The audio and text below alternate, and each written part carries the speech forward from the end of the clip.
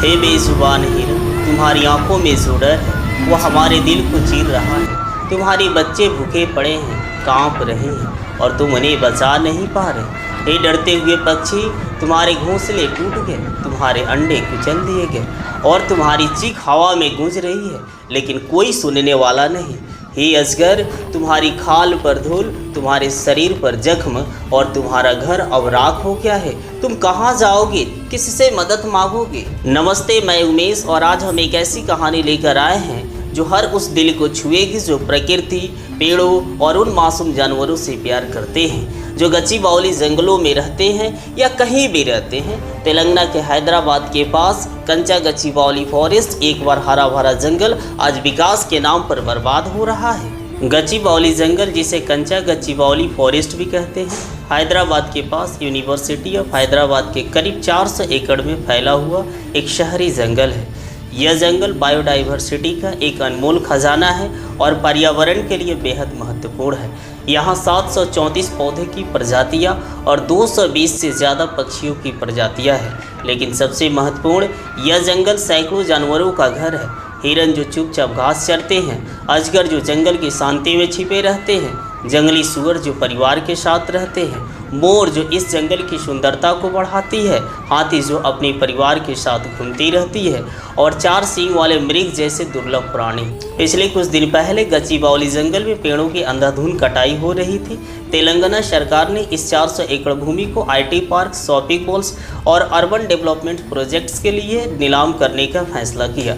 मार्च 2025 से जंगल साफ करने का काम शुरू हो गया था। रात के समय बुलडोजर्स और JCB मशीनों से सैकड़ों पेड़ काटे गए। लेकिन क्या आपने सोचा कि इन पेड़ों के साथ क्या हो रहा है उन जानवरों का जो इनके नीचे शरण लेते हैं? हिरन डर कर जंगल से भाग रहे हैं, उनके बच्चे भूखे और बेसहारा हैं, बर्ड्स के घोंसले टूट रहे हैं और पाइथन जैसे जानवरों को अपनी जान बचाने के लिए नई जगह खोजनी पड़ रही है जहां से पोस्चर्स या ट्रैफिक एक्सीडेंट का शिकार हो सकते हैं। यहाँ पेड़ कट रहे हैं, मिट्टी उजड़ रही है और सबसे दुखद, उन जानवरों का घर छीना जा रहा है जो इस जंगल को अपनी ज़िंदगी समझते हैं। हिरन, अजगर, सूअर और सैकड़ों पक्षी, क्या उनका दर्द हमें नहीं दिखता? इस वीडियो में हम आपको हर पहलू से दिखाएंगे कि आखिर यह सब क्यों हो रहा है, कौन जिम्मेदार है और हम क्या कर सकते हैं। तुम बोल नहीं सकते, लेकिन तुम्हारा दर्द, तुम्हारी बेबसी, तुम्हारी आखिरी सांस तक की लड़ाई वह हम तक पहुंच रही है। तुम्हारे पैरों तले ज़मीन खिसक रही है, तुम्हारे ऊपर बुलडोजर का साया है और हम चुपचाप देख रहे हैं जैसे कि तुम्हारी ज़िंदगी का कोई मायने नहीं रखती। तेलंगाना के हैदराबाद के पास कंचा गच्चीबौली फॉरेस्ट, जो एक बार जीवन से भरा था, आज डेवलपमेंट के नाम पर एक कब्रिस्तान बन गया है। यहाँ पेड़ कट रहे हैं, मिट्टी उजड़ रही है और तुम जैसे बेजुबान जानवरों की सांस थम रही है। हिरन, अजगर, जंगली सूअर, मोर, हाथी और सैकड़ों पक्षी, तुम्हारे दर्द, तुम्हारी चीखें, तुम्हारी आखिरी पुकार हम तक पहुँच रही है और आज हम तुम्हारी कहानी सुनाएंगे। अब आइए हम समझते हैं कि कौन है इसका जिम्मेदार। वर्तमान में तेलंगाना की सत्ता में कांग्रेस है और मुख्यमंत्री रेवंत रेड्डी के नेतृत्व वाली सरकार ने कंचा गच्चीबौली की 400 एकड़ भूमि को IT पार्क और शहरी विकास के लिए नीलाम करने का फैसला लिया है।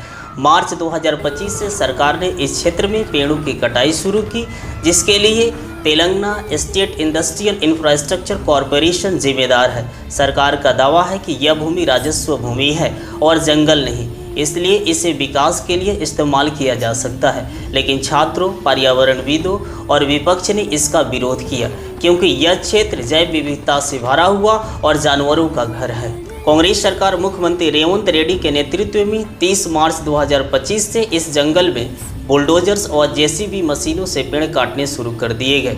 उन्होंने दावा किया कि इससे 50,000 करोड़ रुपये और 5 लाख जॉब मिलेंगे, लेकिन कोई सबूत नहीं।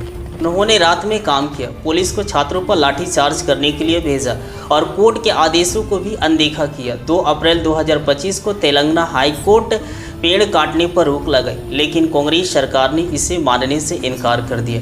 फिर 3 अप्रैल 2025 को सुप्रीम कोर्ट ने हस्तक्षेप किया और पूरी कटाई पर रोक लगा दी, लेकिन तब तक सैकड़ों पेड़ और जानवरों के घर नष्ट हो चुके थे। अब आइए हम कुछ राजनीतिक बयान को देखते हैं। BRS जो पहले तेलंगाना सत्ता में थी, के चंद्रशेखर राव के नेतृत्व में इस मुद्दे पर कांग्रेस पर हमला कर रही है और दावा कर रही कि कांग्रेस वर्तमान विनाश के लिए जिम्मेदार है। हालांकि बीआरएस पर भी पहले से आरोप है कि उन्होंने अपने शासनकाल में बड़े पैमाने पर वनों की कटाई की, जैसे कि कालेश्वरम परियोजना के लिए 12 लाख पेड़ काटे गए और 7,829 एकड़ जमीन साफ किया गया।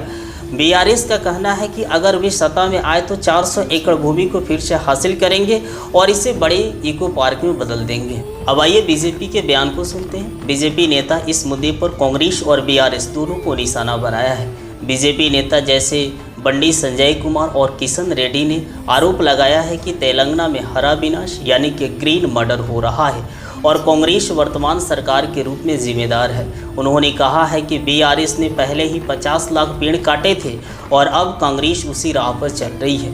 बीजेपी केंद्रीय पर्यावरण मंत्रालय से रिपोर्ट मांगी है और सुप्रीम कोर्ट के हस्तक्षेप की मांग की है। इसके अलावा बीजेपी ने राहुल गांधी से अपील की है कि वे तेलंगाना के जंगलों की कटाई रोकें। इस विनाश और जानवरों के दर्द के खिलाफ आवाज़ उठी। यूनिवर्सिटी ऑफ हैदराबाद के छात्र, पर्यावरणविद, वाइल्ड लाइफ एक्सपर्ट्स और सेलिब्रिटीज जैसे दिया मिर्जा, जॉन अब्राहम और रूपाली गांगुली ने #सेव कंचा फॉरेस्ट और #सेव वाइल्ड लाइफ कैंपेन शुरू किए हैं। छात्रों ने कहा है कि जंगल में रहने वाले जानवरों को भी राइट्स है। वे डर रहे हैं, भूखे हैं और उनके पास अब शेल्टर नहीं बचा है।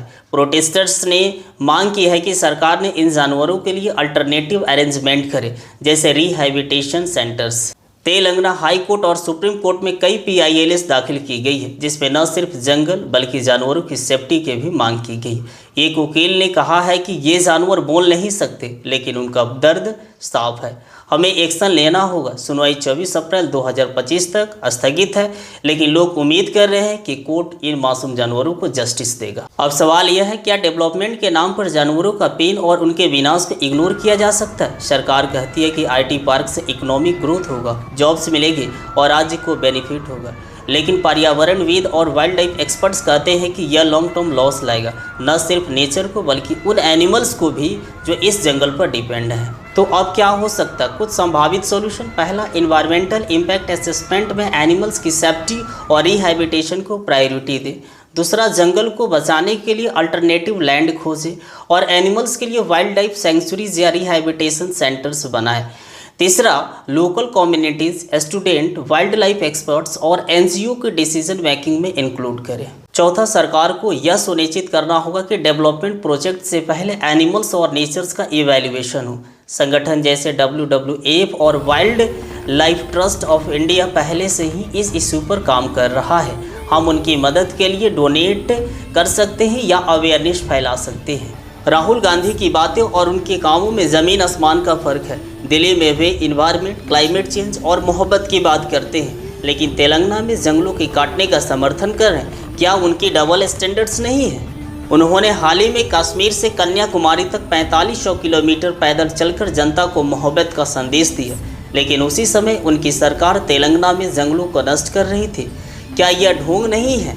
क्या यह जनता को बेवकूफ़ बनाने का साजिश नहीं है? राहुल गांधी जो एनिमल्स के राइट्स की बात करते हैं, वहीं उनकी सरकार इन मासूमों की मौत के मुंह में धकेल रही है। यह जंगल हैदराबाद का लंग स्पेस था जो एयर क्वालिटी सुधारता था, लेकिन अब कांग्रेस की इस गंदी नीति से एयर पॉल्यूशन बढ़ेगा, वाटर क्राइसिस आएगा और जानवरों की प्रजातियां खत्म हो जाएगी। कांग्रेस और राहुल गांधी की ये गंदी नीति नेचर और एनिमल्स को नहीं छोड़ रहा है। हम आपसे रिक्वेस्ट करते हैं कि आप इस जंगल को बायो हेरिटेज रिजर्व घोषित करें, इन जानवरों के लिए वाइल्ड लाइफ सेंचुरीज बनाएं और इन्वायरमेंटल लॉज का पालन करें।